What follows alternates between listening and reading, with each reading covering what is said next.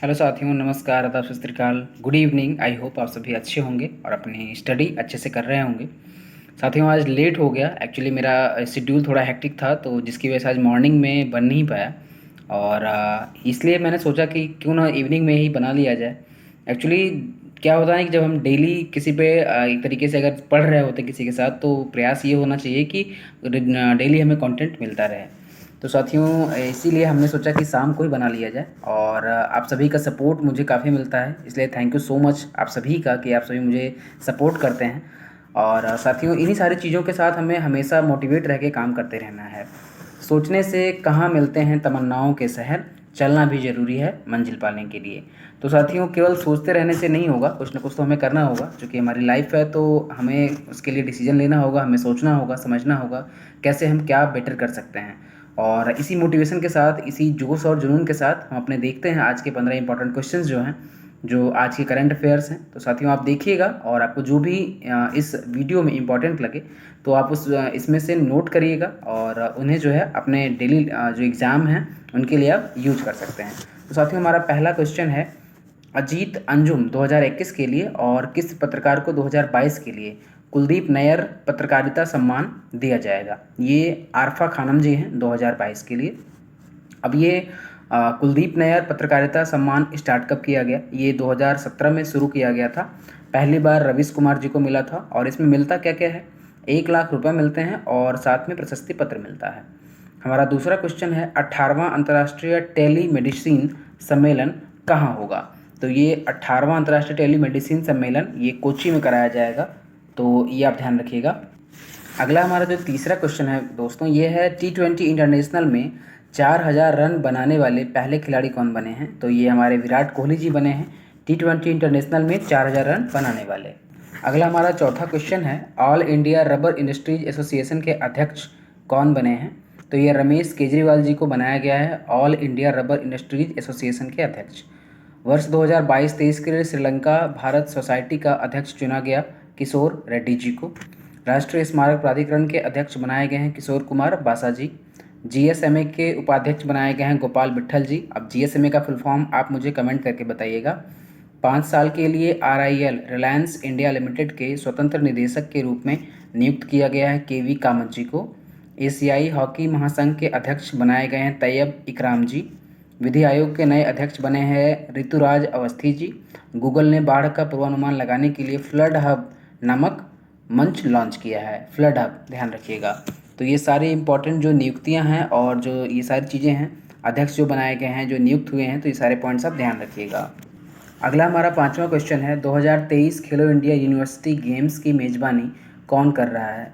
तो ये यूपी के द्वारा किया जाएगा। और यूपी के जो राजधानी है लखनऊ, ये लखनऊ गोमती नगर किनारे है। और यूपी के 4 ज़िले हैं जहाँ पे ये करवाया जा रहा है, लखनऊ, गोरखपुर, वाराणसी, नोएडा। तो इन चारों जगह पे ये करवाया जाएगा। और अब बात करें यूपी की, तो जो सीएम है वो है योगी आदित्यनाथ जी, आनंदीबेन पटेल गवर्नर हैं। अब बात यूपी की हो रही, तो यूपी से संबंधित कुछ चीज़ें देखते हैं। रानीपुर देश का 53वां टाइगर रिजर्व बना यूपी में स्थित है। मथुरा वृंदावन को 2021 तक कार्बन न्यूट्रल टूरिस्ट डेस्टिनेशन बनाने की घोषणा की गई है यूपी सरकार के द्वारा।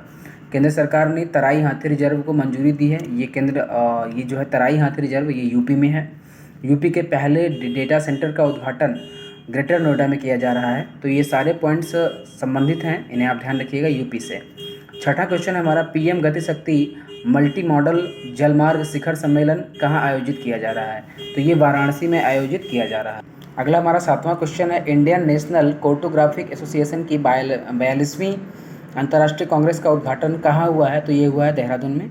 और इसके चीफ गेस्ट रहे उत्तराखंड के गवर्नर गुरमीत सिंह। साथियों, हमारा आठवां क्वेश्चन है, किस देश के क्रिकेटर स्टीफन मायबर्ग ने संन्यास की घोषणा की है?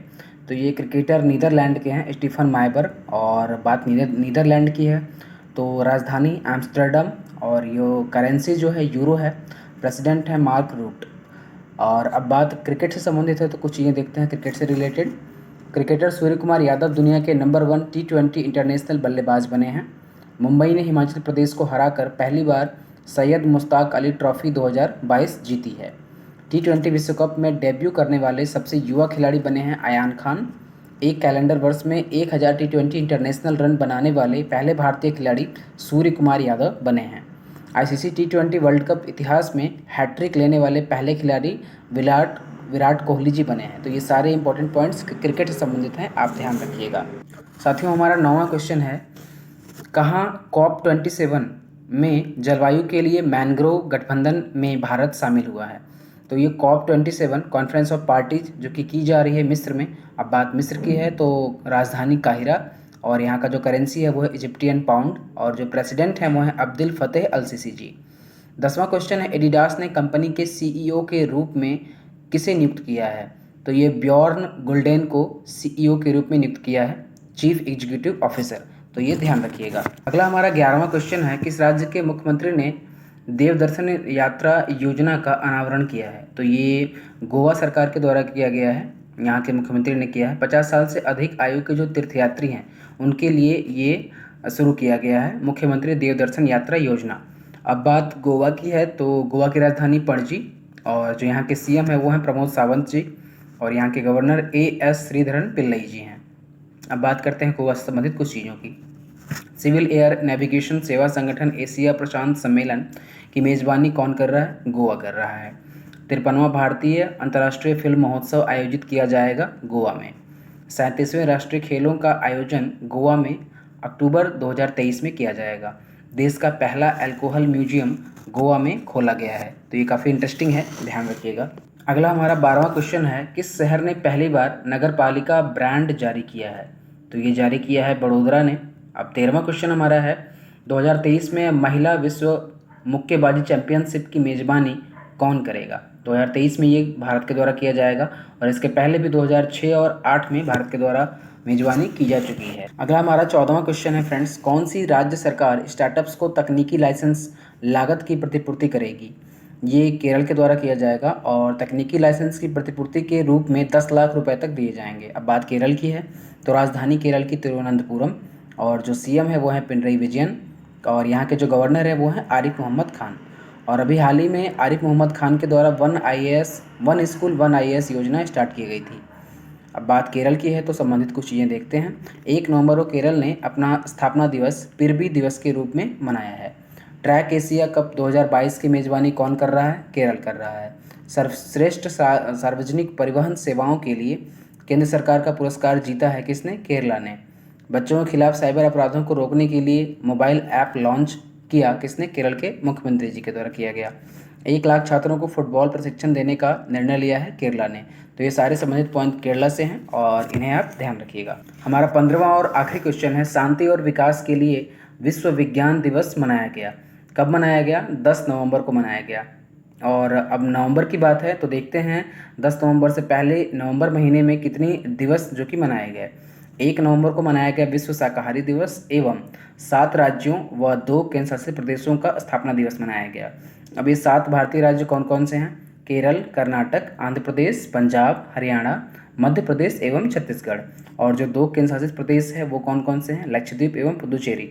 इन 7 भारतीय राज्यों और 2 केंद्र शासित प्रदेशों के द्वारा ये मनाया गया क्या? स्थापना दिवस। कब मनाया गया? 1 नवंबर को।